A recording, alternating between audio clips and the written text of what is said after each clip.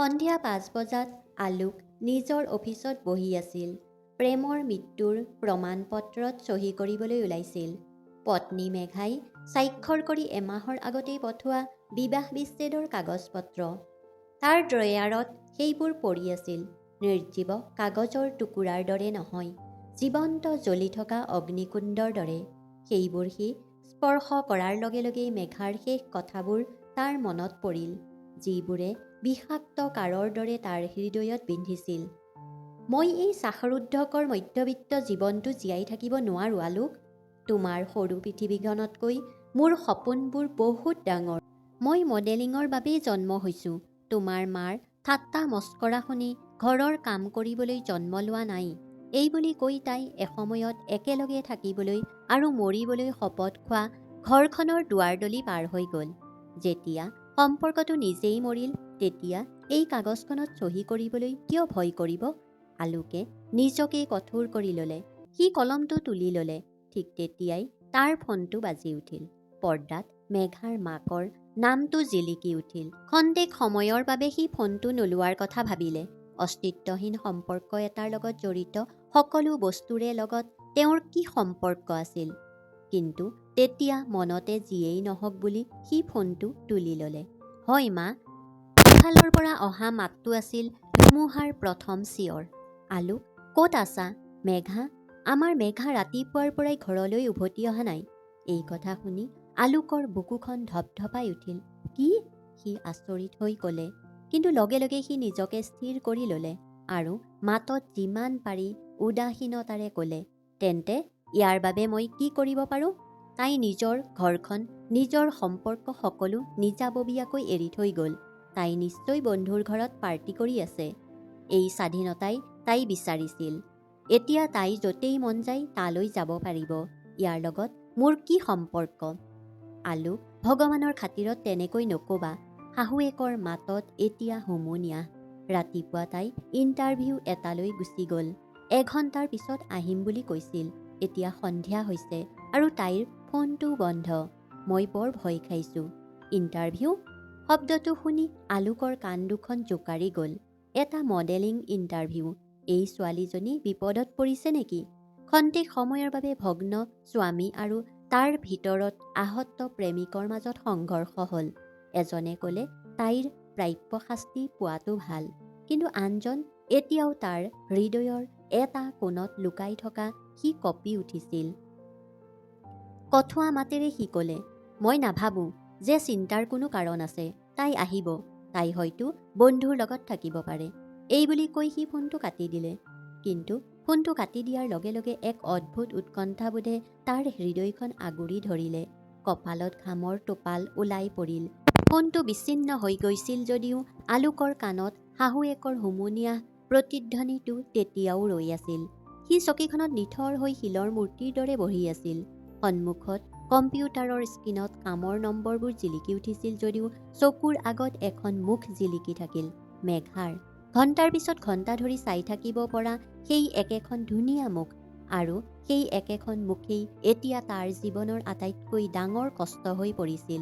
বিবাহ বিচ্ছেদৰ বিষয়ে প্ৰথম আলোচনা হোৱা দিনটো তাৰ চকুৰ সন্মুখত জিলিকি উঠিল। মেঘা তাইৰ আটাইতকৈ মৰমৰ ধুনীয়া পোছাক পিন্ধিছিল, হয়তো অডিশ্যনৰ বাবে। তুমি সঁচাকৈয়ে বুজি পোৱা নাই আলোক, তাই আইনাখনত নিজকে চাই ক'লে। মই তোমাৰ পাকঘৰত ইমান ধুনীয়াকৈ শেষ হ'ব নিবিচাৰোঁ। মোৰ ডেউকা আছে আৰু মোৰ উৰিবলৈ মন যায়। আৰু আমাৰ প্ৰেম মেঘা? আলোকে সুধিছিল, মাতত হেৰাই যোৱা আশা। প্ৰেমে পেট ভৰাই নিদিয়ে আলোক, তাই আনন্দহীন হাঁহি মাৰিছিল। সপোনো পূৰণ নকৰে। ধাম। আলোকে টেবুলত ভুকি মাৰিলে। ওচৰতে বহি থকা সহকৰ্মী এজনে থতমত খাই তাৰ ফালে চালে। আলোকে নিজৰ ভুলটো উপলব্ধি কৰিলে, কিন্তু তাৰ ভিতৰৰ ধুমুহাই শান্ত হ'বলৈ অস্বীকাৰ কৰিলে। তাইক মোৰ প্ৰয়োজন নাই। তাৰ মনটোৱে চিঞৰি উঠিল। তাই নিজৰ জীৱনটো ইচ্ছামতে কটাব ধৰিছে। মই গুৰুত্ব দিয়া উচিত নহয়। আতংকিত হৈ সি মাকক ফোন কৰি সকলো কথা ক'লে। আৰু কি হ'ব পাৰে? তাই হয়তো মডেলিঙৰ সপোন পূৰণ কৰিবলৈ কোনো ধনী ল'ৰাৰ লগত গুচি গ'ল। সমস্যাটো শেষ হোৱাটো ভাল। এতিয়া সেই বিবাহ বিচ্ছেদৰ কাগজবোৰত মনে মনে চহী কৰি এই কাহিনীটো শেষ কৰা। মাকে কোৱা প্ৰতিটো শব্দই আলোকৰ হৃদয়ত হাতুৰিৰ দৰে খুন্দা মাৰিছিল। অদ্ভুতভাৱে সি নিজৰ মনতে ভাবি থকা কথাবোৰ মাকৰ পৰা সেই একেবোৰ কথা শুনি তাৰ বুকুত হেঁচা মাৰি ধৰিলে। এটা অকথিত ঈৰ্ষা, এটা দমন কৰা প্ৰেমে হঠাতে তাৰ মূৰটো দাঙি ধৰিলে। নহয়, মেঘা তেনেকুৱা নহয়। তাই জেদী, সপোনৰ প্ৰতি আকৰ্ষিত, কিন্তু তাই নিজকে বিক্ৰী কৰিব নোৱাৰে। ফোনটো বন্ধ কৰক মা, আলোকে মাকক ক'লে আৰু ফোনটো বিচ্ছিন্ন কৰিলে। সেই মুহূৰ্ততে সি সিদ্ধান্ত ল'লে, তাৰ মন আৰু হৃদয়ৰ যুদ্ধ শেষ হৈ গ'ল। তাৰ হৃদয়খন জয়ী হৈছিল। ধ্যান নিদিয়াকৈ মেঘাই হয়তো তাক ঘৃণা কৰিছিল, হয়তো এৰি থৈ গৈছিল, কিন্তু তাই তেতিয়াও তাৰ পত্নী আছিল আৰু তাইৰ নিৰাপত্তাৰ দায়িত্ব পৃথিৱীৰ দৃষ্টিত নহ'লেও তাৰ নিজৰ চকুত তেতিয়াও তাৰেই আছিল। লেপটপটো বন্ধ কৰি বিবাহ বিচ্ছেদৰ কাগজবোৰ আকৌ ডেস্কৰ ড্ৰয়াৰত ঠেলি দিলে। গাড়ীৰ চাবি লৈ অফিচৰ পৰা ওলাই গ'ল। সি ক'লৈ যাব, কি কৰিবলৈ ওলাইছে নাজানিছিল যদিও এই কথা সি জানিছিল যে মনে মনে বহি আৰু ৰৈ থাকিব নোৱাৰিলে। আলোক ঘৰলৈ উভতি আহিল, কিন্তু ঘৰখনে কামুৰিবলৈ আহিছিল। প্ৰতিটো চুক, প্ৰতিটো বেৰে তাক মনত পেলাই দিছিল মেঘাক চিৰদিনৰ বাবে এৰি থৈ যোৱা যুদ্ধখনৰ কথা। তাই গুচি গৈছিল। সি টিভিটো অন কৰিলে, কিন্তু খবৰৰ কোলাহলে তাৰ ভিতৰৰ ধুমুহাটোক শান্ত কৰা নাছিল। তাৰ মনটোৱে চিঞৰি উঠিছিল, তোমাৰ সমস্যা নহয়, তাই নিজেই এই পথটো বাছি লৈছিল। তুমি কিয় চিন্তা কৰিব লাগে? সি সেই বিষয়ে গুৰুত্ব নিদিয়ে। নিজকে পতিয়ন নিয়াবলৈ সি হাজাৰবাৰ চেষ্টা কৰিলে। সোফাত বহি চকু মুদি শুই পৰিল, কিন্তু বন্ধ চকু দুটাৰ আঁৰত সি দেখিলে মেঘাৰ নিৰীহ মুখখন, দেখিলে তাইৰ খং আৰু অহংকাৰৰ আঁৰত ক'ৰবাত লুকাই থকা মুখখন। তাৰ মনত পৰিল আগতে তাই কেনেকৈ সৰু সৰু আন্ধাৰলৈ ভয় কৰিছিল, কেনেকৈ তাই জেদী আছিল, কিন্তু বৰ সৰল আছিল। কোনোবাই তাইৰ সৰলতাৰ সুযোগ ল'ব বিচাৰিছে নেকি? সেই চিন্তাটোৱে বিষাক্ত সাপৰ দৰে তাৰ মনটোক চেপা মাৰি ধৰিলে। ঠিক তেতিয়াই আকৌ ফোনটো বাজি উঠিল। একেই সংখ্যা, মেঘাৰ মাক। হয়, কওক। তেওঁৰ মাতত ক্লান্তি। আলোক, আমি থানালৈ আহিছোঁ, কিন্তু ইয়াত কোনেও শুনিবলৈ সাজু নহয়। শাহুৱেকৰ মাতত এটা পৰাজিত হতাশাৰ সৃষ্টি হ'ল। মই গৈ আছোঁ। আলোকে ফোনটো কাটি লগে লগেই গুচি গ'ল। থানাৰ পৰিৱেশটো আছিল ব্যস্ত, অলস আৰু কিছু নিৰ্বিকাৰ। এজন কনিষ্টবলে পাণ এটা চোবাই সিহঁতৰ ফালে চাই আছিল। কপি থকা হাত দুখনেৰে মেঘাৰ পাছপোৰ্ট আকাৰৰ ফটোখন ইন্সপেক্টৰৰ ডেস্কত থৈ দিলে। ছাৰ, এইজনী মোৰ পত্নী মেঘা। পুৱাৰে পৰা তাই নিৰুদ্দেশ হৈ আছে। ইন্সপেক্টৰে ফটোখন চালে, তাৰপিছত ওপৰৰ পৰা তললৈ আলোকলৈ। নাম, বয়স, ঠিকনা কওকচোন। আলোকে সকলো সবিশেষ দিলে। ছাৰ, তাই ইণ্টাৰভিউ দিবলৈ গৈছিল, কিন্তু ক'ত আমি নাজানো। পৰিদৰ্শকে হুমুনিয়াহ কাঢ়িলে, যেন দিনটোত 100 বাৰ এই কাহিনীটো শুনিছে। কাষতে বহি থকা কনিষ্টবলজনলৈ চাই সি সামান্য হাঁহি এটা মাৰিলে। চোৱা মিষ্টাৰ আলোক, পৰিদৰ্শকে ক'লে, ছোৱালীবোৰ আজিকালি বহুত এডভান্স হৈ পৰিছে। তাই হয়তো বন্ধুৰ ঘৰত থাকিল, বা তাই হয়তো, বুজিছা, আন কাৰোবাৰ লগত গৈছে। আজিকালি এইটো বৰ সাধাৰণ কথা। এই শব্দত আলোকৰ তেজ উতলি উঠিল। মানুহক সুৰক্ষা দিয়াৰ কথা কোৱা আৰক্ষীয়ে তদন্ত অবিহনে এগৰাকী ছোৱালীৰ চৰিত্ৰক অপমান কৰি আছিল। সিহঁতৰ সম্পৰ্ক শেষ হৈ আহিছিল, সেয়া সঁচা আছিল। মেঘাই তাক আঘাত দিছিল, সেয়াও সঁচা আছিল। কিন্তু আলোকে সহ্য কৰিব নোৱাৰিলে যে তেওঁৰ মৰ্যাদা এনেদৰে ছিন্ন ভিন্ন কৰি পেলালে কোনোবা এজন সাধাৰণ হতাহতি বা ইউনিফৰ্ম পিন্ধা মানুহে। কি কথা কৈছে? মোৰ পত্নী তেনেকুৱা নহয়। আপুনি তাইক বিচাৰিবলৈ চেষ্টা কৰা উচিত। থানাত চিঞৰি উঠিল সি। ফাইলটো বন্ধ কৰি ইন্সপেক্টৰে ক'লে, আমি চেষ্টা কৰিম, কিন্তু 24 ঘণ্টা পাৰ হোৱাৰ আগতেই আমি নিৰুদ্দেশ হোৱা ব্যক্তিৰ প্ৰতিবেদন দাখিল কৰিব নোৱাৰোঁ। এইটো নিয়ম। তোমালোক ঘৰলৈ গৈ অপেক্ষা কৰা। 90% সময়ত ছোৱালীবোৰ এদিন বা দুদিনৰ ভিতৰতে নিজেই ঘৰলৈ ঘূৰি আহে, নহ'লে খবৰ পায়। তেতিয়ালৈকে আমি অপেক্ষা কৰিম নেকি? আৰু আপোনালোকে মাত্ৰ হাত সাৱটি বহি থাকক। আলোকৰ মাতত খং আৰু অসহায়তাৰ মিশ্ৰণ। ইন্সপেক্টৰে তাৰ ফালে চকু ফুৰাই চালে। আমাক আইনৰ ওপৰত বক্তৃতা নিদিব। ইয়াৰ পৰা ওলাই যাওক আৰু কাইলৈ আহিব। থানাৰ পৰা ওলাই আহি আলোকৰ এনে লাগিল যেন কোনোবাই তাৰ বুকুত গধুৰ শিল এটা থৈছে।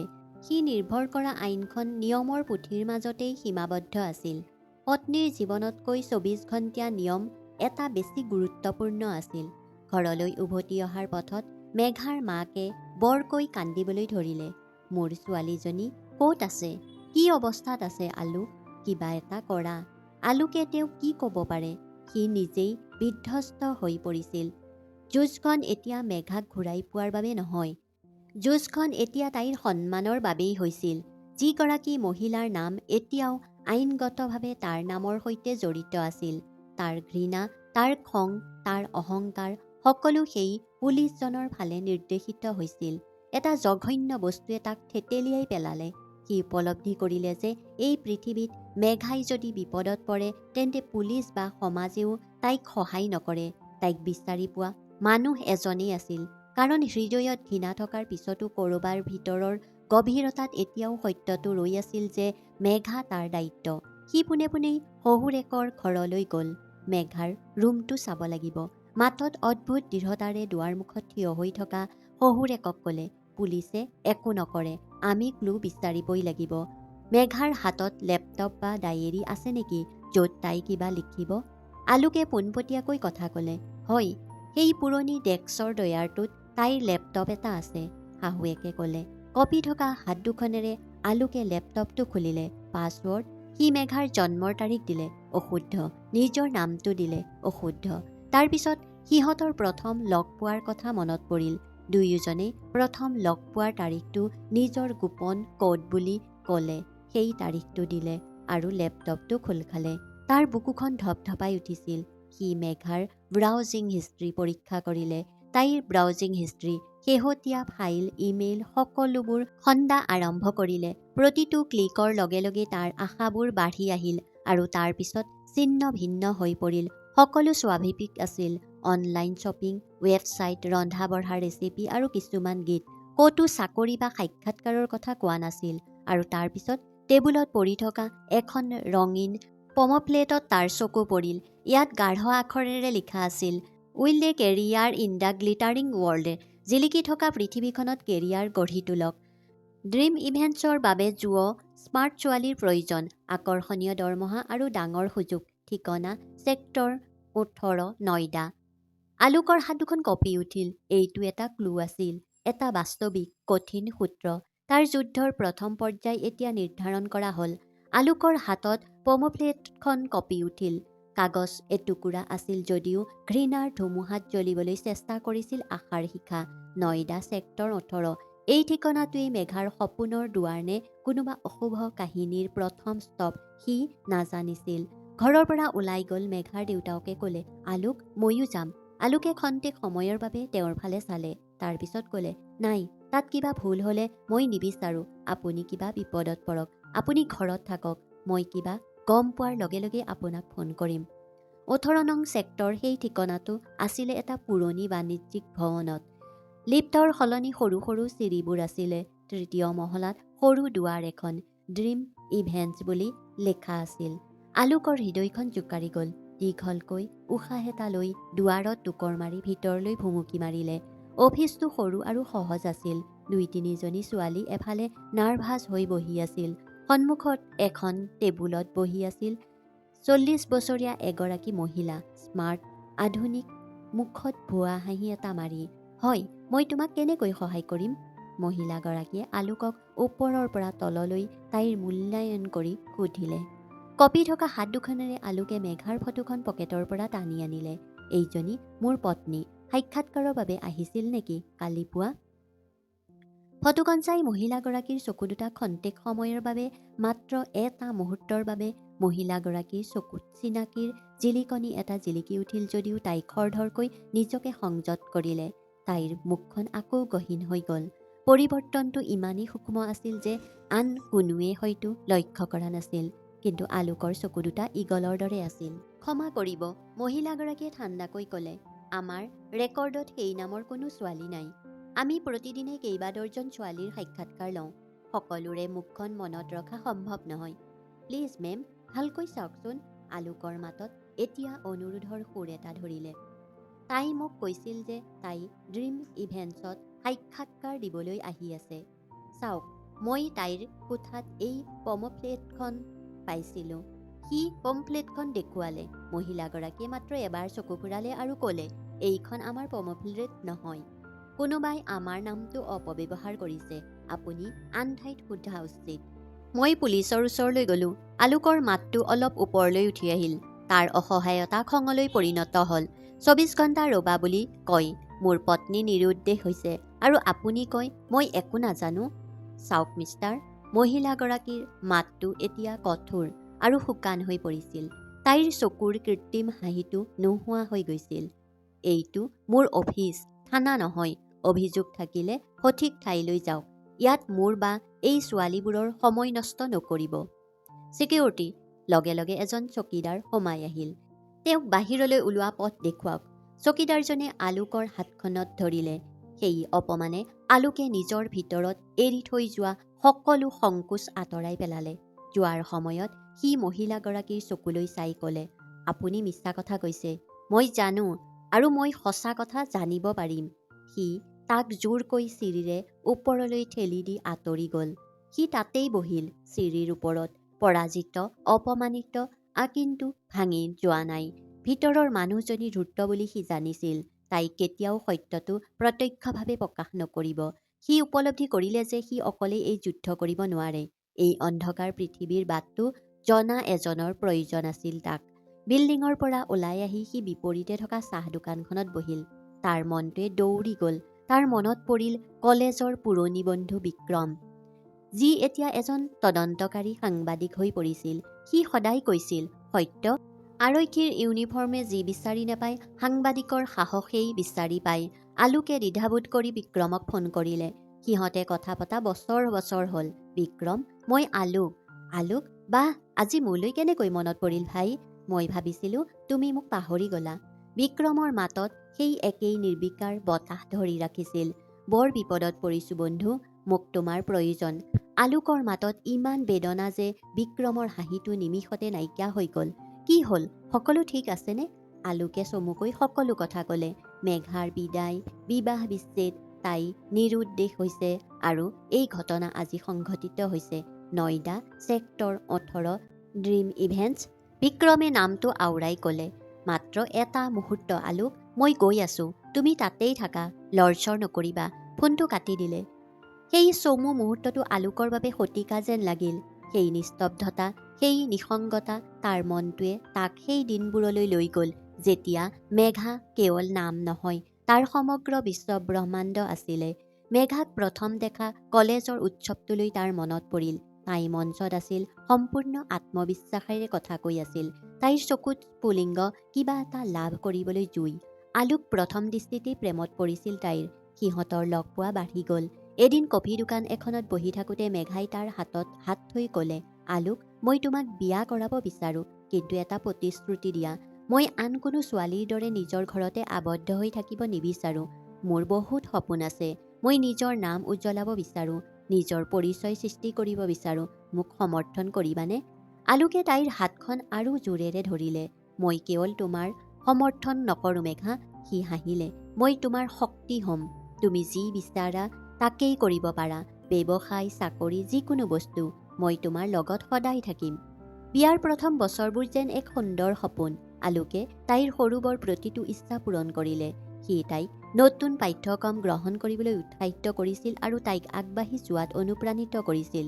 কিন্তু তাৰ পিছত কোনোবা দিনা মডেলিং নামৰ ধুমুহাই তাইৰ সপোনত আঘাত কৰিলে। ৰেম্পত খোজকঢ়া আৰু কেমেৰাৰ সন্মুখত থকাৰ ওপৰত মেঘাই আকৰ্ষিত হৈ পৰিল। আলোকে তাইক অন্যথা পতিয়ন নিয়াবলৈ চেষ্টা কৰিলে। মেঘা, এই পৃথিৱীখন দেখাত যেনে প্ৰকৃততে তেনে নহয়। এগৰাকী মহিলাই নিজৰ নিৰাপত্তাৰ কথাও চিন্তা কৰা উচিত। তেন্তে তুমি বিচাৰিছা মই ভয়তে ঘৰত থাকিম? প্ৰথমবাৰৰ বাবে মেঘাৰ মাতত তিক্ততাৰ আভাস এটা আহিল। তুমি আন পুৰুষৰ দৰে আলোক। তুমি বিচাৰা তোমাৰ পত্নীয়ে তোমাৰ পিছে পিছে যোৱা, তোমাক নেতৃত্ব দিয়া নহয়। এইখিনিৰ পৰাই সিহঁতৰ সম্পৰ্ক ফাটিবলৈ ধৰিলে। আলোকৰ তাইৰ প্ৰতি থকা মৰম তাৰ চিন্তা যেন লাগিল, আৰু তাইৰ চিন্তা সন্দেহৰ দৰে লাগিল। সিহঁতৰ মাজৰ দূৰত্ব ইমানেই বাঢ়ি আহিল যে এদিন মেঘাই তাৰ সৰল পৃথিৱীখনক শ্বাসৰুদ্ধকৰ বুলি ক'লে আৰু বিবাহ বিচ্ছেদৰ কাগজ পত্ৰ লৈ চিৰদিনৰ বাবে গুচি গ'ল। ওচৰৰ কিছুমান মানুহৰ মাতত আলোকক বাস্তৱতালৈ ঘূৰাই আনিলে। চকু দুটা আৰ্দ্ৰ হৈ পৰিছিল। মই ক'ত ভুল কৰিলোঁ? সি নিজকে সুধিলে। প্ৰেম কৰা কাৰোবাৰ কথা চিন্তা কৰাটো অপৰাধ নেকি? অলপ পিছতে বিক্ৰম আহি পালেহি। বিক্ৰমৰ মুখখন দবা খেলুৱৈৰ দৰে গুৰুতৰ আছিল। চোৱা আলোক, এই মানুহবোৰৰ সত্য জানিব বিচাৰিলে আমি আমাৰ মগজু ব্যৱহাৰ কৰিব লাগিব। জেকেটৰ পকেটৰ পৰা বুটামৰ দৰে সৰু বস্তু এটা উলিয়াই আনি সি এই কথা ক'লে, চোৰাংচোৱা কেমেৰা। আমি কেনেবাকৈ সেই অফিচৰ ভিতৰত সোমাব লাগিব। কিন্তু কেনেকৈ? তাত থকা চকীদাৰজনে মোক আৰু সোমাবলৈ নিদিয়ে। বিক্ৰমে হাঁহি এটা মাৰিলে। তুমি যাব নালাগে, আন কোনোবা যাব। সি ৰাস্তাৰ সিপাৰে বহি থকা ল'ৰা এটাৰ ফালে দৃষ্টি নিবদ্ধ কৰিলে। ল'ৰাটোৱে চাহৰ দোকানত কাপ এটাত চাহ ঢালি আছিল। তাৰ বয়স আছিল প্ৰায় 15 বা 16 বছৰ। তাৰ চকুত এক অদ্ভুত দুখ আৰু অসহায়তা। বিক্ৰম গাড়ীৰ পৰা নামি ল'ৰাটোৰ ওচৰলৈ গ'ল। আলোক গাড়ীত বহি এই সকলোবোৰ চাই আছিল। বিক্ৰমে ল'ৰাটোৰ কান্ধত হাত এখন থৈ অলপ সময় কথা পাতি ল'ৰাটোক অলপ টকা দিলে। ল'ৰাটোৱে ভয় খাই দ্বিধাবোধ কৰিলে, কিন্তু তাৰ পিছত মাত দিলে। বিক্ৰম আকৌ গাড়ীৰ ওচৰলৈ আহিল। এই ল'ৰাটোৱে গোটেই বজাৰখনতে চাহৰ যোগান ধৰে। সি ক'লে, মই মাত্ৰ ড্ৰিম ইভেণ্টছৰ অফিচলৈ গৈ আছিলোঁ। মই তাক সকলো বুজাই দিছোঁ। সেই কেমেৰাটো সি গোপনে টেবুলৰ তলত থৈ দিব। সি কৰিব পাৰিবনে? বিক্ৰম, বিপদজনক হ'ব পাৰে। আলোকৰ মাতটো চিন্তাৰ সৃষ্টি হৈছিল।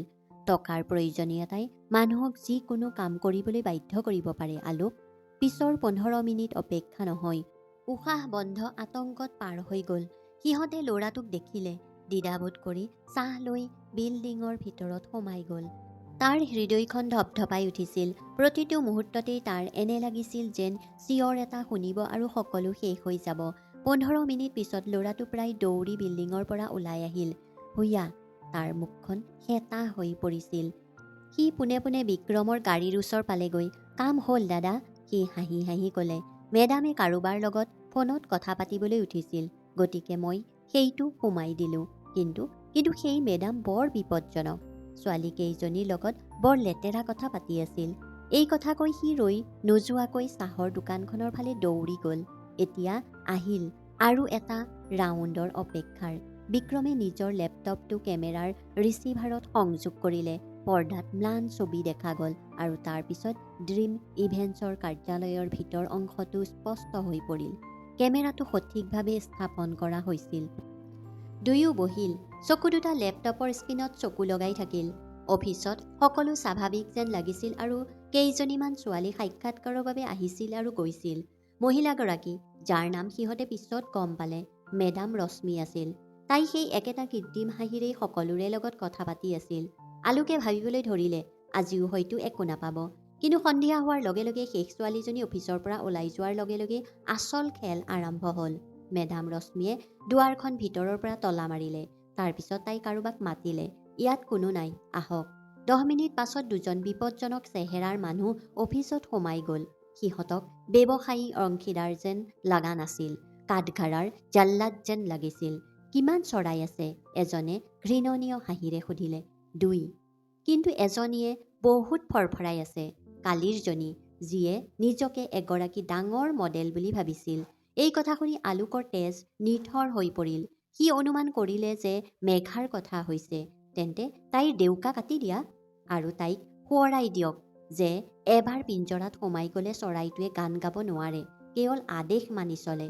প্ৰয়োজন নাই, পিছত সকলো স্বাভাৱিক হৈ পৰিব। সিহঁতৰ কথা বতৰা, সিহঁতৰ হাঁহিটোৱে সৰু কোঠাটোত প্ৰতিধ্বনিত হৈ থাকিল আৰু গাড়ীত বহি থকা আলোকৰ হৃদয়খন বিন্ধিলে। মুঠি এটা জোৰেৰে চেপা মাৰি ধৰিলে।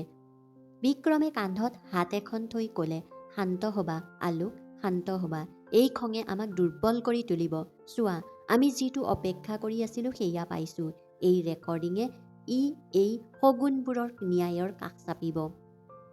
এতিয়া আমি মাত্ৰ বিচাৰি উলিয়াব লাগিব যে সিহঁতক কলৈ লৈ যায়।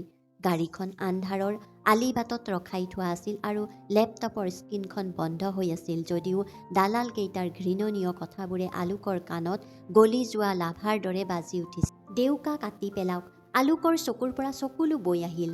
তাৰ শৰীৰটো কঁপি উঠিছিল। সেই অফিচলৈ উভতি যাম, আলোকে ক'লে। লগে লগে বিক্ৰমে গাড়ীখন ষ্টাৰ্ট কৰি সেই আলিৰ পৰা উলিয়াই আনিলে। তুমি পাগল হ'লা নে কি আলোক? এই খঙে তোমাক বিপদত পেলাব আৰু আমি মেঘাক চিৰদিনৰ বাবেই হেৰুৱাম। মই তোমাক আগতেও কৈছিলোঁ, এই যুদ্ধ শক্তিৰে নহয়, বুদ্ধিৰে হ'ব।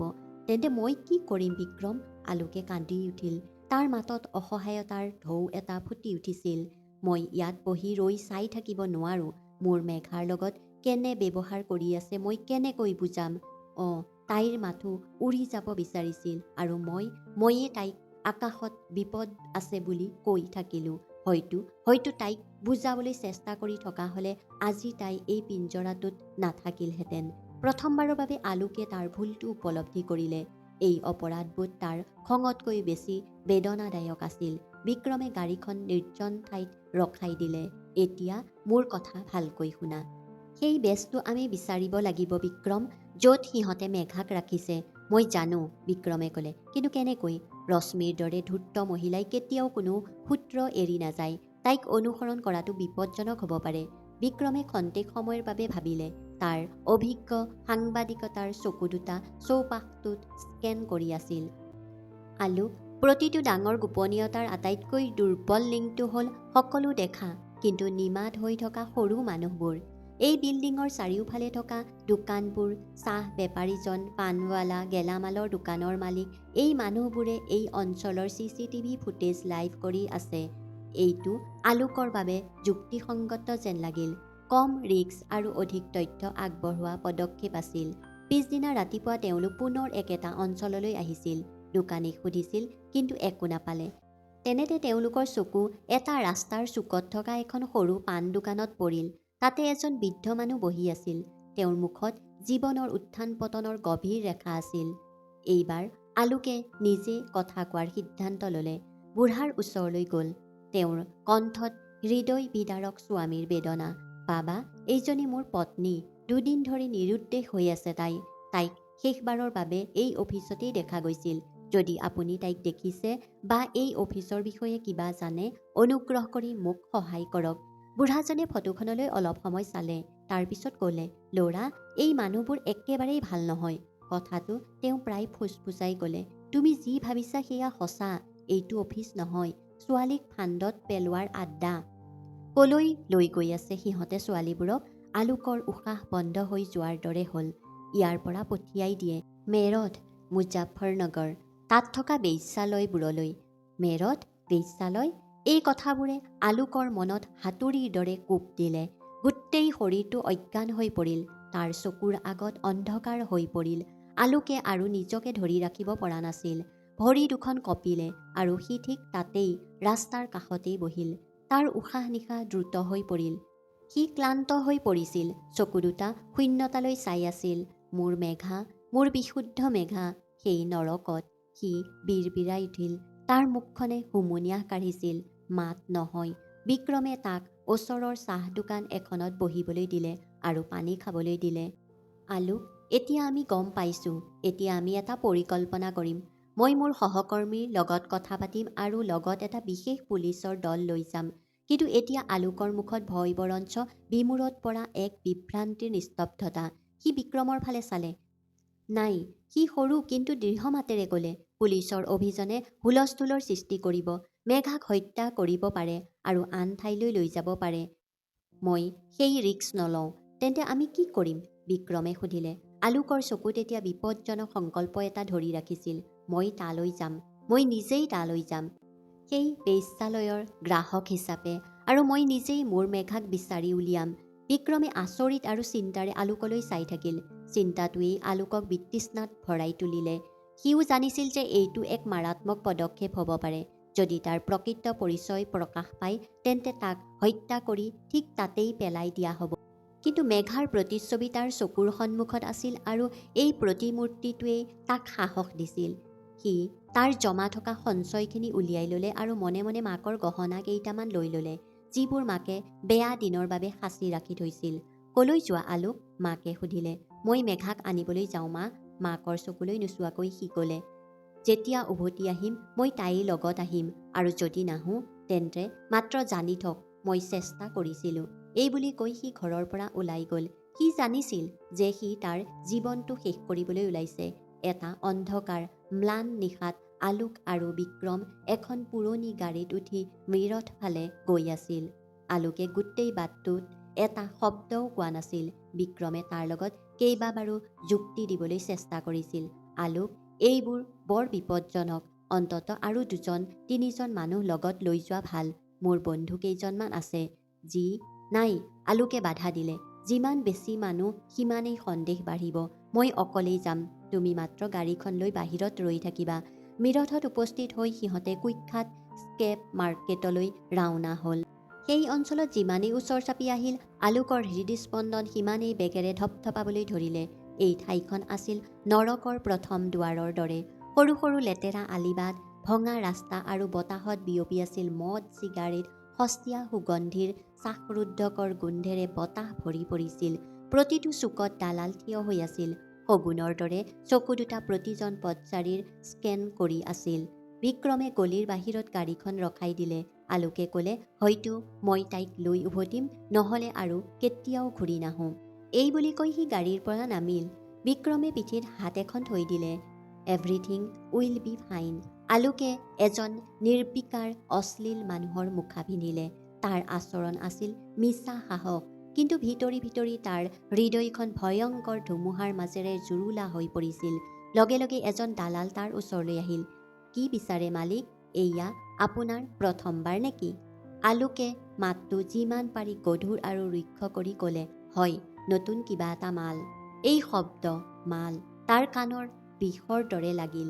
এসময়ত সি দেৱীৰ দৰে পূজা কৰা নাৰীগৰাকীক আজি সেই শব্দটো ব্যৱহাৰ কৰি আছিল। দালালে তাক এটা পুৰণি জৰাজীৰ্ণ ঘৰলৈ লৈ গ'ল। সোমোৱাৰ লগে লগে আলোকৰ এনে লাগিল যেন জীৱন্ত কবৰস্থানত সোমাইছে। জোৰেৰে কাণ ফালি পেলোৱা সংগীত বাজি আছিল। দুই এজনী ছোৱালীয়ে মনহীনভাৱে নাচি আছিল। সিহঁতৰ চকু দুটা খালী হৈ পৰিছিল, যেন সিহঁতৰ আত্মাবোৰ চেপি উলিয়াই দিয়া হৈছে। চাৰিওফালে কামনাই গ্ৰাস কৰা মদ্যপান কৰা মানুহ। আলোকৰ চাৱনিয়ে প্ৰতিটো মুখ স্কেন কৰিলে। তাৰ হৃদয়খন ইমান জোৰেৰে ধপধপাই আছিল যে বুকুৰ পৰা ফাটি ওলাই যাব। মেঘা ক'ত আছা? সি তেতিয়াই এগৰাকী আধবয়সীয়া মহিলা, যাক সকলোৱে আণ্টি বুলি মাতিছিল, তাইৰ ওচৰলৈ আহিল। নিষ্ঠুৰতা আৰু লোভ তাইৰ চকুত স্পষ্টকৈ দেখা গৈছিল। নতুন গ্ৰাহক যেন লাগিছে, তাই ভংগীমা মাতেৰে সুধিলে। বহা, মই তোমাক স্বৰ্গ ভ্ৰমণলৈ লৈ যাম। আলোকৰ তেজ উতলি গ'ল, কিন্তু সি মনে মনে থাকিল। আণ্টিয়ে হাত চাপৰি মাৰি ৩-৪জনী ছোৱালীক তাইৰ সন্মুখত থিয় হ'বলৈ আনিলে। তেওঁলোকৰ বয়স প্ৰায় ১৮ৰ পৰা ২৫ বছৰৰ ভিতৰত, কিন্তু সিহঁতৰ চকু দুটা সম্পূৰ্ণ খালী হৈ পৰিছিল। কোনো আৱেগ নাই, কোনো আশা নাই, জীৱন্ত মৃতদেহ আছিল। এই দৃশ্য দেখি আলোকৰ হৃদয় ভাঙি গ'ল, কিন্তু মেঘা সিহঁতৰ মাজত নাছিল। ঘৃণা আৰু বেদনা দমন কৰি আলোকে ক'লে, মই কৈছিলোঁ, মোক নতুন কিবা এটা লাগে। আণ্টিয়ে তাৰ ফালে চকু ফুৰাই চালে। তাৰপিছত তাই জোৰেৰে হাঁহিলে। বুজিলোঁ, ৰ'বা দেখুৱাম। ল'ৰা এজনলৈ আঙুলিয়াই দিলে। ল'ৰাটো ভিতৰ কোঠাৰ এটাৰ ফালে গ'ল। আলোকৰ হৃদস্পন্দন আৰু বেগেৰে শব্দ কৰিলে। প্ৰতিটো মুহূৰ্ত যেন এক শতিকাৰ। তাৰ মনত এটা অদ্ভুত ভয়ৰ অনুভৱ হ'ল। মেঘাক দেখা, তাইক দেখা নাপাব পৰা দুয়োটাই। কেইমুহূৰ্তমানৰ পিছত ল'ৰাটোৱে ছোৱালী এজনীক প্ৰায় টানি লৈ উলিয়াই আনিলে। ছোৱালীজনীয়ে ঢলং পলং কৰি খোজকাঢ়িলে, যেন তাইক ড্ৰাগছ সেৱন কৰা হৈছে। আৰু তাইক দেখি আলোকৰ পৃথিৱীখন, তাৰ হৃদয়খন, তাৰ উশাহবোৰ সকলো ক্ষন্তেক সময়ৰ বাবে বন্ধ হৈ গ'ল। তাই আছিল মেঘা। তাইৰ মুখখন শেঁতা, চকু দুটা যেন গাঁতত গৈছিল, যেন তাই মাহৰ পিছত মাহ ধৰি শুব পৰা নাই। তাই পিন্ধিছিল এটা পাতল সস্তীয়া স্কাৰ্ট চোলা, যিয়ে তাইৰ শৰীৰটো ঢাকি ৰখাতকৈ বেছি উলিয়াই ৰাখিছিল। তাইৰ বাহুত, ডিঙিত, চকুৱে দেখা পোৱা সকলো ঠাইতে আঘাতৰ নীলা আৰু ক'লা চিনবোৰ স্পষ্টকৈ দেখা গৈছিল। আলোকৰ এনে লাগিল যেন কোনোবাই তাৰ বুকুত উতলি থকা লাভা ঢালি দিলে। তাৰ এনে লাগিল যেন সকলোৰে আগত জোৰেৰে চিঞৰি উঠিব যে এইজনীয়ে তাৰ পত্নী, তাইৰ সন্মান, আৰু তাইক এই অৱস্থালৈ অনা সকলো পশুক নিজ হাতেৰে হত্যা কৰিব যেন লাগিল। কিন্তু তাৰ ভিতৰত চলি থকা ধুমুহা সি গিলি পেলালে। এটা ভুল পদক্ষেপ আৰু সকলো শেষ হৈ যাব। সি মেঘাক বচাব লাগিব। মেঘাই খালী চকুৰে তাৰ ফালে চালে, কিন্তু হয়তো নিচা, বিষ বা গভীৰ হতাশাৰ বাবে তাই তাক চিনি নাপালে, বা হয়তো তাই স্বামীক এই নৰকত দেখাৰ কথা কল্পনাও কৰিব পৰা নাছিল। তাইৰ বাবে হয়তো আলোকৰ পৃথিৱীখন এতিয়া তাইৰ বাবে পাহৰি যোৱা সপোনৰ দৰে হৈ পৰিছিল। এইটো বাবে কি ল'বা? কঁপি থকা মাতটো নিয়ন্ত্ৰণ কৰি আলোকে সুধিলে। তাৰ নিজৰ মাতটো আন কাৰোবাৰ মাত যেন লাগিল। আণ্টিয়ে বৃহৎ ধনৰ পৰিমাণ দিলে। আলোকে এক মুহূৰ্তৰ বাবেও দৰদাম কৰা নাছিল। পকেটত হাতখন ভৰাই সি টকাখিনি উলিয়াই টেবুলত থৈ দিলে। আণ্টিৰ চকু দুটা লোভত জিলিকি উঠিল। বাহ লালা, তুমি বৰ উদাৰ। আগবাঢ়ি যোৱা আৰু লৈ যোৱা, ৰাতিটোৰ বাবে তাই তোমাৰ। আৰু তাৰ পিছত মেঘাক ঠেলি দিলে। তাই ক'লে, যা বাবুৰ লগত যা, আৰু চাবি যাতে বাবুৰ কোনো অভিযোগ নাথাকে। মেঘাই মেচিনৰ দৰে অভিব্যক্তিহীন হৈ উঠি আহিল আৰু সৰু বন্ধ কোটা এটাৰ ফালে আগবাঢ়ি গ'ল। আলোক মৃতদেহৰ দৰে তাইৰ পিছে পিছে গৈ থাকিল। সিহঁতৰ কোঠাটোৰ ভিতৰত সোমাই দুৱাৰখন বন্ধ হোৱাৰ লগে লগে আলোকে আৰু ৰ'ব নোৱাৰিলে। সি মেঘাক গপা মাৰি ধৰিলে। মেঘা তাৰ মাতটো মাহৰ পিছত মাহ ধৰি বুকুত দমন কৰি ৰখা হুমুনিয়াহ এটালৈ ভাঙি গ'ল। এই মাতটো, এই চিনাকি মাতটো, মেঘাই যেন গভীৰ টোপনিৰ পৰা সাৰ পালে। তাইৰ চকু দুটা আলোকৰ চকুৰ লগত মিলি গ'ল। প্ৰথমে তাইৰ চকু অবিশ্বাস জিলিকি উঠিল, তাৰপিছত চিনাকিৰ ক্ষীণ জিলিকনি, আৰু তাৰপিছত লাজ, যন্ত্ৰণা, অপমান, শোকৰ ঢৌৱে তাইক আগুৰি ধৰিলে, আৰু তাই ধৰি ৰাখিব নোৱাৰিলে। তাই কথা ক'ব পৰা নাছিল। তাইৰ ওঠ দুটা কঁপি উঠিল, কিন্তু কোনো শব্দ ওলাই নাহিল। তাই কেৱল মাটিত পৰি সকলো শক্তিৰে কান্দিবলৈ ধৰিলে। তাইৰ কান্দোন আছিল মাহৰ পিছত মাহ ধৰি হোৱা যন্ত্ৰণা, নিৰাশ, অপমান আৰু ছিন্ন ভিন্ন সপোনৰ শব্দ। আলোকো তাইৰ লগত মাটিত বহি তাইক আঁকোৱালি ধৰিলে। মেঘা, মই আছোঁ, তোমাক ইয়াৰ পৰা লৈ যাবলৈ আহিছোঁ। মেঘাৰ মুখত হাত থৈ সি ক'লে, চু প্লিজ, আমি ইয়াৰ পৰা ওলাই যাব লাগিব। কোনোবাই হয়তো শুনিব। মই ওলাই যাব পাৰিম নেকি? কেনেকৈ? মেঘাই তাইৰ ভগ্ন ভয় খোৱা মাতেৰে সুধিলে। তাইৰ চকুত কোনো আশা নাছিল, কিন্তু গভীৰ ভয় এটা। এই মানুহবোৰ, ইহঁত মানুহ নহয়, জীৱ-জন্তু। আলোক, সিহঁতে তোমাক মাৰি পেলাব। তুমি গুচি যোৱা, যোৱা, প্লিজ আঁতৰি যোৱা। তোমাক এৰি কলৈকো নাযাওঁ। আলোকে তাইৰ চকুলৈ চাই ক'লে। কণ্ঠত এনে এক দৃঢ়তা আছিল যিটোৱে মেঘাকো আচৰিত কৰি তুলিছিল। মই এটা পৰিকল্পনা কৰিছোঁ। তুমি মাত্ৰ মোৰ লগত আহিব লাগিব। কোঠাটোৰ চুকত এখন সৰু খিৰিকী আছিল, যিখন চাগে পিছফালৰ কোনোবা লেতেৰা নিৰ্জন আলিলৈ যাব পাৰে। এই খিৰিকীখন, এইটোৱে আমাৰ বাহিৰলৈ ওলাই যোৱাৰ পথ, আলোকে ফুচফুচাই ক'লে। ঠিক সেই সময়তে বিক্ৰম আৰু আলোকে পৰিকল্পনা কৰা মতে পিছফালৰ আলিবাটত ফটকাৰ শব্দ জোৰেৰে বাজি উঠিল। ইটোৰ পিছত সিটোকৈ ৰকেট আৰু গ্ৰেনেডৰ বিস্ফোৰক শব্দই সমগ্ৰ অঞ্চলটো প্ৰতিধ্বনিত হৈছিল। আলোকে জানিছিল যে তাৰ হাতত মাত্ৰ কেইমিনিটমান সময় আছে। পুৰণি গধুৰ টেবুলখন কোঠাটোৰ সিপাৰৰ পৰা টানি টানি খিৰিকীৰ তলত থৈ দিলে। তাৰ পাছত জোতাৰ তলত লুকুৱাই থোৱা সৰু লোহাৰৰ ৰড এটা উলিয়াই আনি সি বিশেষভাৱে এই উদ্দেশ্যৰেই লৈ আহিছিল। বাহিৰত বিক্ৰমে আন এটা ডাঙৰ ৰকেট নিক্ষেপ কৰিলে। ধুম! বিস্ফোৰণৰ শব্দত আলোকে কাঠৰ জালিডালত জোৰেৰে খুন্দা মাৰিলে। কাঠবোৰ ক্ৰিক ক্ৰিক কৰি ভাঙি গ'ল। কিন্তু ফটকাবোৰৰ শব্দ ইমানেই ডাঙৰ হৈ পৰিছিল যে কোনেও একো শব্দ শুনা নাছিল। দীপাৱলীৰ সময়ত এনে বিস্ফোৰণ সাধাৰণ ঘটনা আছিল। এতিয়া ৰাস্তাটো পৰিষ্কাৰ হৈ পৰিল।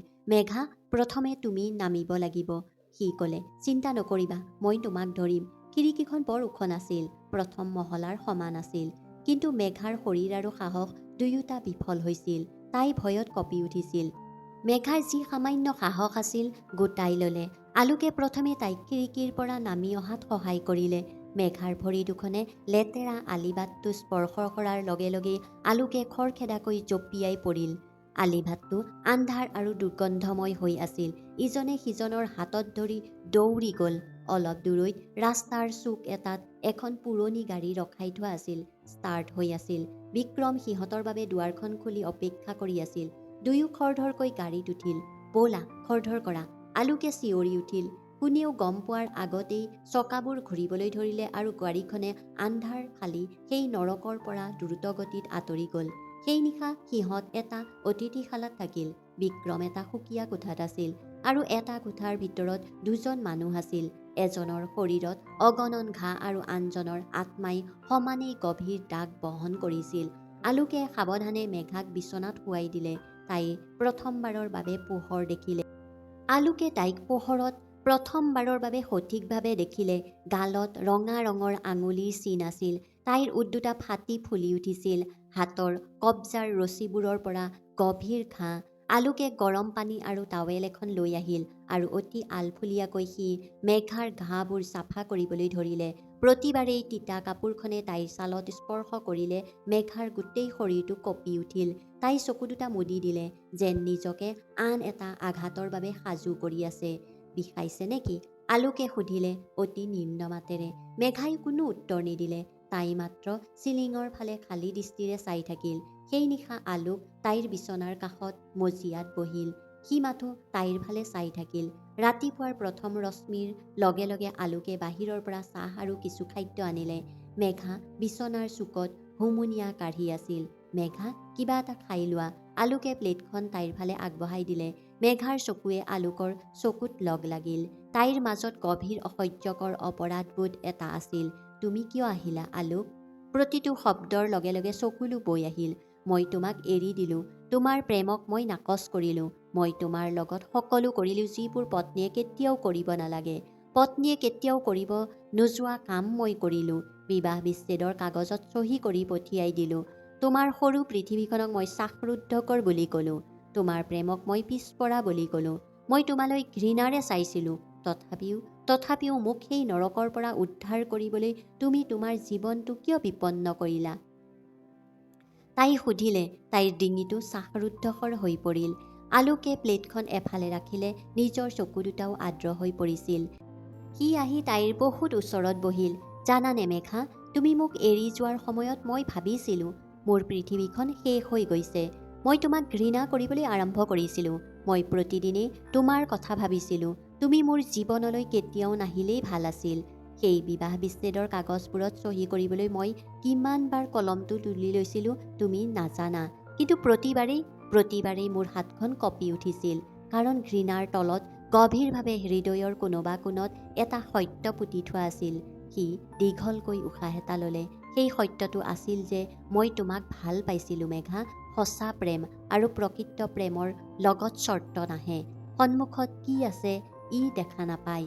সি তোমাৰ লগত আছেনে নাই বা তাৰ লগত কি কৰিলা বুলি সি নুসুধে। প্ৰেমে মাত্ৰ দিয়ে, একো আশা নকৰাকৈ। মেঘাৰ চকুলো ইতিমধ্যে বৈ আহিছিল। তাই আঁঠুত মুখখন লুকুৱাই ৰাখিছিল। যেতিয়া গম পালোঁ তোমাৰ কি অৱস্থা মেঘা, সেইদিনা মই ভাবিছিলোঁ মই নিজেই মৰি যাম। তুমি মোৰ হোৱাৰ বাবেই আহিছিলা। আৰু প্ৰেম কেতিয়াও মৰি নাযায় মেঘা। এতিয়া মেঘাই জোৰেৰে কান্দিবলৈ ধৰিলে। মাহৰ পিছত মাহ ধৰি দমন কৰা যন্ত্ৰণা, অপৰাধবোধ, লাজৰ বানপানী। তাই ফেকুৰি ফেকুৰি ক'লে, মই ইমান ডাঙৰ ভুল কৰিলোঁ আলোক। মই অন্ধ হৈ পৰিলোঁ। মই তোমাক মোৰ শত্ৰু বুলি ভাবিছিলোঁ। কিন্তু সঁচা কথাটো হ'ল তোমাৰ বাহুতকৈ মই ক'তো নিৰাপদ নাছিলোঁ। আজি সেই নৰকত থাকোঁতে তোমাৰ সকলো কথা মনত পৰিল। তুমি কৈছিলা এই পৃথিৱীখন দেখাত যেনে তেনে নহয়। তুমি ঠিকেই কৈছিলা। আৰু মই কিমান মূৰ্খ আছিলোঁ। আলোকে লাহে লাহে তাইৰ ফালে হাতখন আগবঢ়াই দিলে। আৰু তাই আলোকৰ হাতখন টানকৈ ধৰিলে, পানীত ডুব যোৱা মানুহে ধৰি ৰখাৰ দৰে। মই ভাঙি পৰিছোঁ আলোক। মই আৰু সেইজনী মেঘা নহয়। তেন্তে কি? আলোকে ক'লে। মাতটো এক আচৰিত কোমলতাৰে ভৰি পৰিল। ভঙা বস্তুবোৰ মেৰামতি কৰিব পাৰি। আৰু যেতিয়া হয় তেতিয়া আগৰ তুলনাত শক্তিশালী হৈ পৰে। মই তোমাক আৰু কেতিয়াও ভাঙিবলৈ নিদিওঁ। এতিয়া তুমি মোৰ বুকুৰ মাজত সদায় নিৰাপদ হৈ থাকিবা। প্ৰতিশ্ৰুতি দিছোঁ, যদি তুমি বিচাৰা। মেঘাই কান্দি উঠিল। কিন্তু মই আৰু তোমাৰ যোগ্য নহয়। আলোকে তাইৰ ওঠত হাত থৈ দিলে। এতিয়া একো নক'বা। মোৰ বাবে তুমি এতিয়াও সেই একেই মেঘা। মই ভালপোৱাৰ মিঠা বুলবুলীয়া মেঘা। কিছু সময়ৰ পাছত বিক্ৰম সোমাই আহি সিহঁতৰ লগত কথা পাতিবলৈ ধৰিলে। মেঘাই এনেবোৰ কথা প্ৰকাশ কৰিলে যে বিক্ৰম আৰু আলোক স্তম্ভিত হৈ পৰিল। তেতিয়া বিক্ৰমে ক'লে, মেঘা, মই জানো এইটো বৰ কষ্টকৰ। কিন্তু তুমি তোমাৰ কাহিনী পৃথিৱীৰ আগত ক'বানে? প্ৰতিশ্ৰুতি দিছোঁ, তোমাৰ মুখখন লুকুৱাই ৰাখিম। কোনেও চিনি নাপাব তোমাক। কিন্তু তোমাৰ কাহিনী ই হাজাৰ হাজাৰ ছোৱালীক ৰক্ষা কৰিব, যিসকল হয়তো এতিয়াও এই ফান্দত পৰিব পাৰে। মেঘাই আলোকলৈ চালে। আলোকে তাইৰ হাতত ধৰি ক'লে, তোমাৰ সিদ্ধান্ত মেঘা, মই তোমাৰ লগত আছোঁ। মেঘাই নিজৰ সাহস গোটাই মাত দিলে। বন্ধ কোঠা এটাত কেমেৰাৰ সন্মুখত কেৱল এটা ম্লান ছাঁ, আৰু সেই ছাঁৰ পিছফালৰ পৰা এটা স্তব্ধ তথাপিও বিষেৰে ভৰা মাত এটা আহিল। মেঘাই তাইৰ প্ৰতিটো অত্যাচাৰ, প্ৰতিটো অপমান, প্ৰতিটো কষ্টৰ বৰ্ণনা কৰিছিল। তাইৰ মাতটো ইমানেই সত্য আছিল যে শুনিলেই যিকোনো মানুহৰ মেৰুদণ্ডৰ তললৈকে শিহৰণ পঠিয়াই দিব। পিছৰ কেইদিনমানৰ ভিতৰত বিক্ৰমে সেই লুকাই থকা কেমেৰাটোৱে ৰেকৰ্ড কৰা ভিডিঅ'টোও সি সযতনে সম্পাদন কৰিছিল। ৰশ্মি আৰু চৌধুৰীৰ লেতেৰা কথা বতৰা, সিহঁতৰ দ্ৰুত পৰিকল্পনা সকলো কথা স্পষ্টকৈ শুনা গৈছিল। বিক্ৰমে ভিডিঅ'টো ছ'চিয়েল মিডিয়াত আপলোড কৰে। কেপশ্যন লিখা আছিল, নৰকৰ পৰা উভতি অহা এগৰাকী ছোৱালীৰ দুখজনক কাহিনী। আমাৰ ছোৱালীবোৰ এতিয়াও নিৰাপদ হয়নে? কেইঘণ্টামান পাৰ হৈ গ'ল। তাৰ পাছত এটা ধুমুহাই খুন্দা মাৰিলে। এজন ব্যক্তিয়ে ভিডিঅ'টো দেখিলে, তাৰ পাছত 10, তাৰ পাছত 100, তাৰ পাছত হাজাৰ হাজাৰ। 24 ঘণ্টাৰ ভিতৰতে এই ভিডিঅ'টোৱে লাখ লাখ লোকৰ কাষ চাপিল। টুইটাৰত ট্ৰেণ্ডিং আৰম্ভ হ'ল, জাষ্টিছ ফৰ ওমেন। জনসাধাৰণৰ ক্ষোভত ঢৌৱে জনসাধাৰণৰ মাজত বিয়পি পৰিল। ডাঙৰ ডাঙৰ নিউজ চেনেলবোৰত এই বিষয়টো তুলি লৈছিল। বিষয়টো ইমানেই গুৰুতৰ হৈ পৰিল যে মুখ্যমন্ত্ৰীয়ে ব্যৱস্থা ল'বলৈ বাধ্য হ'ল। পৰৱৰ্তী 48 ঘণ্টাৰ ভিতৰতে বিভিন্ন স্থানত একেলগে ব্যাপক অভিযান চলোৱা হ'ল। ৰশ্মি চৌধুৰী আৰু তেওঁলোকৰ সমগ্ৰ গেং গ্ৰেপ্তাৰ কৰা হয়। সেই নৰকৰ পৰা 15জনী ছোৱালী মুক্ত হয়। এইটো কেৱল গ্ৰেপ্তাৰ নাছিলে, এটা সমগ্ৰ ব্যৱস্থাৰ পৰাজয় আছিলে। আৰু সত্যই জয়লাভ কৰিছিল। টিভিত খবৰটো বিয়পি পৰা দিনা আলোক, মেঘা আৰু বিক্ৰম একেলগে বহি চাই আছিল। পৰ্দাত ৰশ্মিৰ হেণ্ডকাপ লগোৱা দেখি মেঘাৰ চকুলো বৈ আহিল। কিন্তু আজি তাইৰ অসহায়তাৰ চকুলো নাছিল, ন্যায়ৰ, সকাহৰ আৰু নতুন আৰম্ভণিৰ চকুলো আছিল। ইফালে আলোকে মেঘাক মাক দেউতাকৰ ঘৰলৈ লৈ গ'ল। মেঘাৰ মাক দেউতাকে দুৱাৰমুখত থিয় হৈ আছিল। ছোৱালীজনীক দেখাৰ লগে লগে সিহঁতে তাইক সাৱটি ধৰিলে। পিতৃ মাতৃ আৰু কন্যাৰ ইজনে সিজনক সাৱটি ধৰি তিক্তভাৱে কান্দিলে। মোৰ সন্তান, তুমি ঘূৰি আহিছা, মাকে কান্দিলে। এই সকলোবোৰ চাই আলোকে কাষতে থিয় হৈ থাকিল। চকু দুটা আৰ্দ্ৰ হৈ পৰিছিল। ঠিক তেতিয়া আন এখন গাড়ী আহিল। আলোকৰ মাক সুমিত্ৰা দেৱীয়ে বাহিৰলৈ ওলাই আহিল। আলোক আচৰিত হৈ পৰিল। সি কেতিয়াও মাক ইয়াত আহিব বুলি ভবা নাছিল। সুমিত্ৰা দেৱীয়ে মেঘাৰ ওচৰলৈ প্ৰায় দৌৰি আহি টানকৈ সাৱটি ধৰিলে মেঘাক। মেঘাৰ শৰীৰটো খন্তেক সময়ৰ বাবে কঁপি উঠিল। এইগৰাকী আছিল তাইৰ শত্ৰু বুলি গণ্য কৰা শাহুৱেক। তাইৰ শাহুৱেক, পৰিয়াল সকলো এৰি থৈ গৈছিল আৰু যাক তাই শত্ৰু বুলি গণ্য কৰিছিল, যাক তাই নিজৰ শ্বাসৰুদ্ধকৰ জীৱনৰ কাৰণ বুলি গণ্য কৰিছিল। তাইৰ শাহুৱেকে তাইক আলিংগন কৰি আছিল যেনেকৈ মাকে কণমানিজনীক সাৱটি ধৰে। যেতিয়াই গম পালোঁ তুমি কি সহ্য কৰিব লাগিছে, মোৰ হৃদয়খন ভাঙি গ'ল। শত্ৰুৱেও এনে দুখ সহ্য কৰিব নালাগে। তুমি বৰ সাহসী মেঘা। মেঘাই লগে লগে সুমিত্ৰা দেৱীৰ ভৰি দুখনত ধৰিলে। মা। তাইৰ মুখৰ পৰা মাত্ৰ এটা শব্দ ওলাই আহিল, যদিও তাই হাজাৰটা ক্ষমা প্ৰাৰ্থনা আছিল। মোৰ ভুল আছিল, মই অন্ধ আছিলোঁ, মূৰ্খ আছিলোঁ, সোণক শিল বুলি ভাবি পেলাই দিছিলোঁ। সুমিত্ৰা দেৱীয়ে তাইক তুলি লৈ আকৌ সাৱটি ধৰিলে। এতিয়া সেইবোৰ পাহৰি যোৱা, পিছলৈ ঘূৰি নাচাবা। পিছদিনা ৰাতিপুৱা আলোকে মনে মনে সেই একেটা বিবাহ বিচ্ছেদৰ কাগজ ড্ৰয়াৰৰ পৰা উলিয়াই আনিলে। সেইবোৰ আনি মেঘাৰ হাতত তুলি দিলে। ইজনে সিজনৰ চকুলৈ চালে। এতিয়া শব্দৰ প্ৰয়োজন নাছিল। দ্বিতীয়বাৰ চিন্তা নকৰাকৈয়ে কাগজবোৰ ফালি পেলালে। সেইবোৰ আছিল মাথো কাগজৰ টুকুৰা, সিহঁত নাছিল। সেইবোৰত আছিল এক যন্ত্ৰণাদায়ক অতীতৰ ছাই, যিটো তেওঁলোকে উৰুৱাই লৈ গৈছিল, নিজকে চিৰদিনৰ বাবে মুক্ত কৰিছিল। জীৱনৰ ধুমুহাই সিহঁতক শিকাইছিল যে প্ৰেম মানে জিলিকি থকা মঞ্চত খোজ কঢ়া নহয়, আন্ধাৰৰ সুৰংগত হাতে হাত ধৰি খোজ কঢ়াও। বন্ধু বান্ধৱীসকল, কাহিনীটো শুনি ভাল লাগিলে লাইক কৰিব, কমেণ্ট কৰিব আৰু চেনেলটো ছাবস্ক্ৰাইব কৰিবলৈ নাপাহৰিব। ধন্যবাদ।